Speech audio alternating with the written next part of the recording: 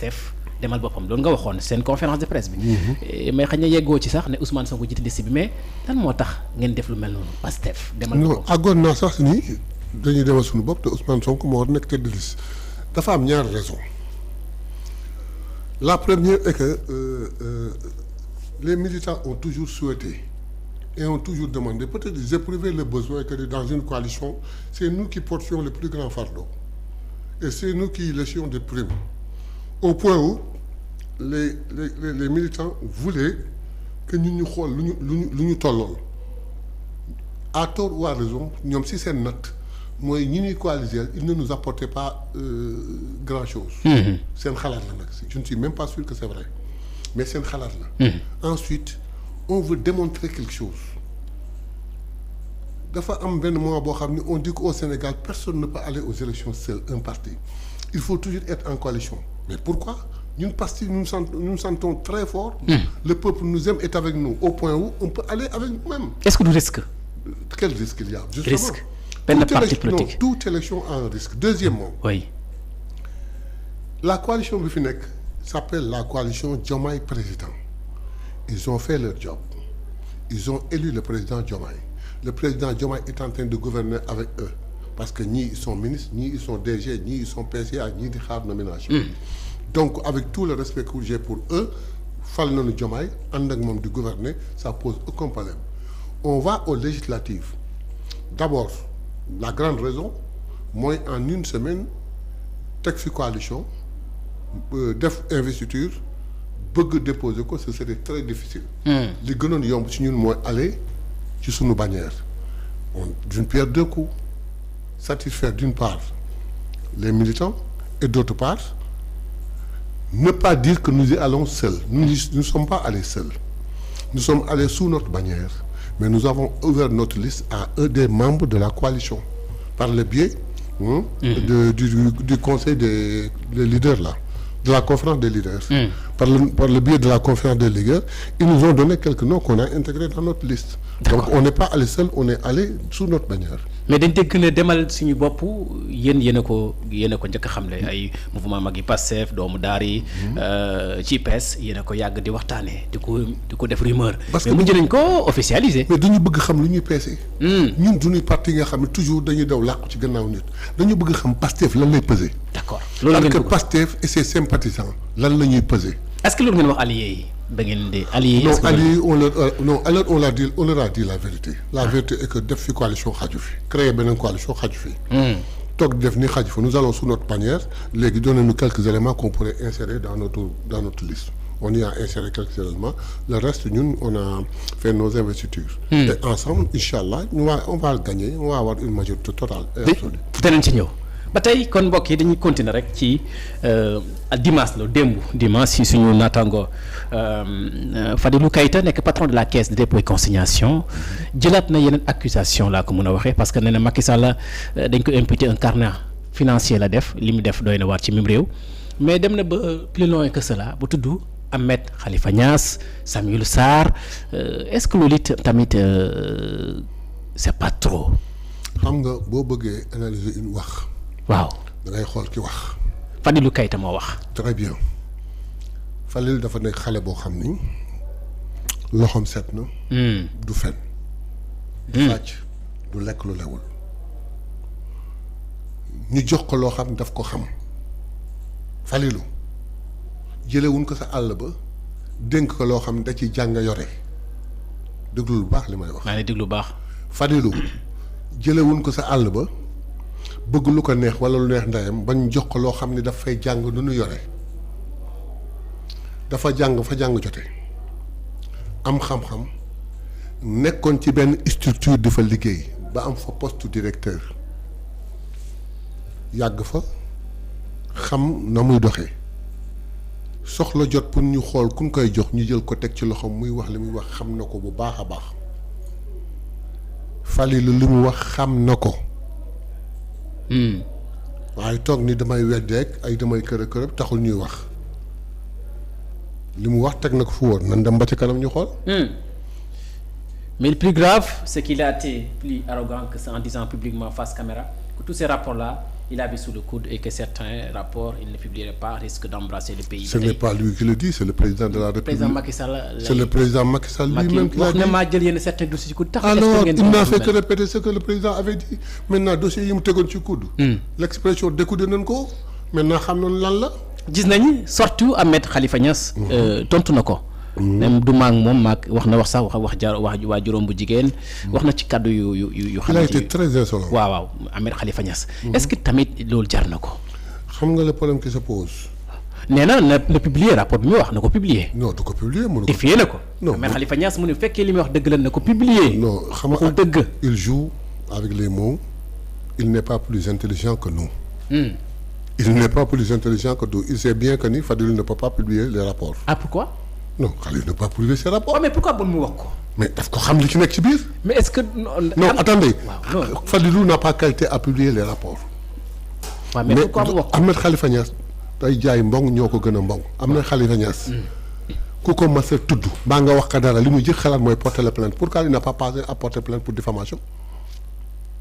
Est-ce que dégg ci biir waxam mu wax porter plainte pour diffamation lu muy wax il ne prouvera jamais il sautera jamais ma signature kër ku ko mas a wax lu mel ni mu porter la plainte. mais dara gënt yomb nga gën a publier nga publier ko. il Falilou n'a pas qualité de publier ay rapport. Ah bon? Falilou wax na ko en passant wax ni ëllëg mi ngi sunu kanam dana leer naññ. Ahmed Khalifa Niass génn avec une arrogance wax tudd ba tudd waajuram mais Falilou dañ ko yar am na nu muy waxee. waaw muy yam ci wax. mais moom bu fekkee dañ ko diffamé na porter plainte mais il n'a pas parlé de plainte. xalaatu ko sax wax wa plainte. est-ce que du sortem bi ci gàmm gi moo merloo waa Pastef rawatina Fadilou Keita parce que bi muy wax ne may na Adji Sarr ci gàmmu gi est-ce que loolu tax mu wax lu mel noonu est-ce que du règlement de compte. non. loolu lay nit ñi def da tax mu viser Ahmed Khalifa Niass. non attendez ça c'est un humour may na d'abord diin li mu wax noonu sax en tant que kilifa diine nangu ko. waaw wax na de. Adji Sarr gone la gu mosut a sëy mënu ko maye sans l'aval de son père. muy dëgg. Et dans ce qu'il a dit il n'a pas parlé de son dans l'argument qu'il a donné il n'a pas parlé du père de Adji Sarr. Il dit simplement sama taalibe la sañ naa koo maye. dina dàq na ko. En quoi cela peut gêner Falilou au point que Falilou sorte? Non. Falilou a fait un constat. Falilou a vu quelque chose dans une sortie dem na ba wax ba agsi foofu mu wax ko si vraiment il a diffamé na bàyyi coow yi muy coow ak yoo xoog du ko mën a prouver nekk. mais doyen du jaaxal Sénégal yi mooy ci ñenn ci Sénégal yi mooy nan la Fadilou Keita mën a génne yenn tuuma yooyu diis yooyu. donc xam ba pare. Ahmed Khalifa Niass défier ko na ko publier rapport bi. nga ne amul droit à publier te mu am droit wax lu nekk ci rapport bi. encore une fois à toi et aux internautes je vous explique. acca ñu déglu la. Ahmed Khalifa Niass dafay mbong lu. tey mbong lu. man j'aurais compris que Falilou est passé à côté ou a été mal informé ou a un faux document. Ce qu'il dit est totalement faux. En conséquence, il dit je me koy porter plainte pour diffamation. D'accord. Il m'a diffamé, il m'a accusé à tort. Ma porté ko plainte. Mais dafa ñor. Lu muy argumenté, il pourra jamais prouver. Il n'a qu'à publier. Xam na ni Falilou amul qualité de publier ay rapport. Ah bon? am na ko. mais am na qualité wax lu ne ci rapport bi mais quand il dit ça mais am na qualité wax lu ne ci rapport bi am na qualité boobu moom. bien sûr. Ah bon? Ousmane Sonko lan moo ko indil problème. mooy wax.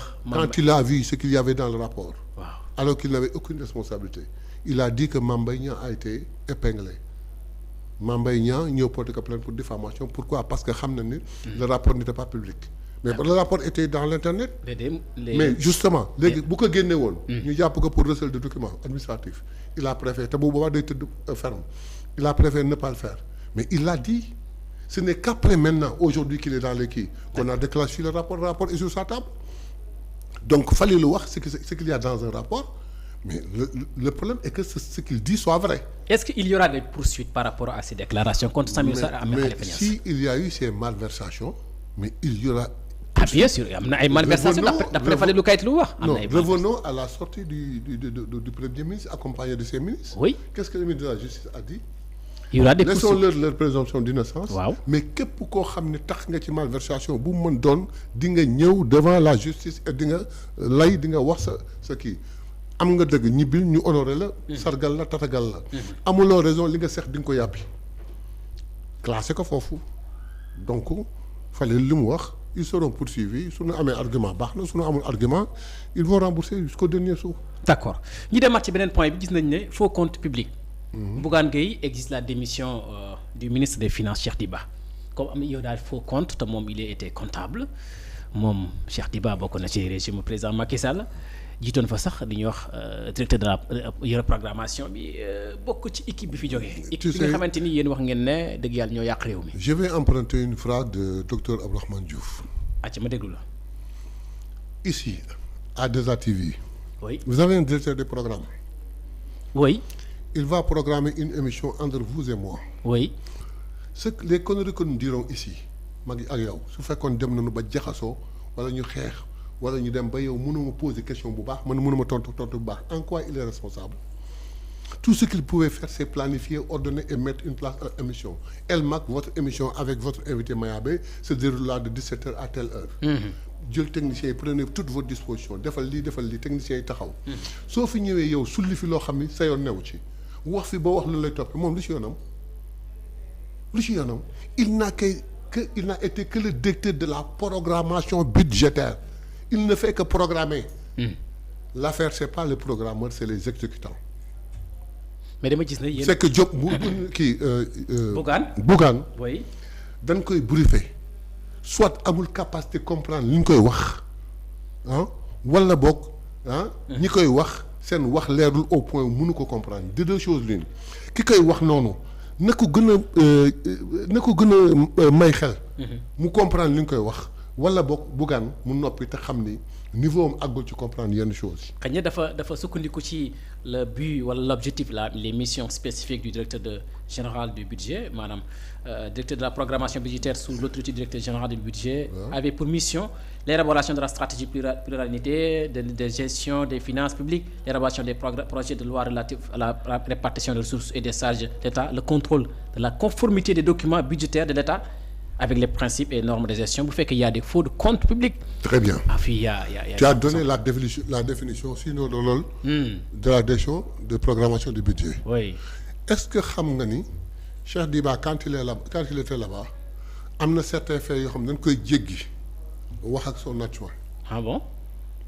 moo tax man la patienter conjuguer le verbe patienter vous en aurez le cœur net conjuguer le verbe patienter c'est nous qui avons dit. ensuite tu crois que ñun dinañ woote jubal jubanti. oui. woote Sénégal yëpp wax si Djiba était vraiment mêlé à ces choses-là tu crois qu'on le laisserait nous approcher wax ma la di ko nommer un ministre. loolu moo ci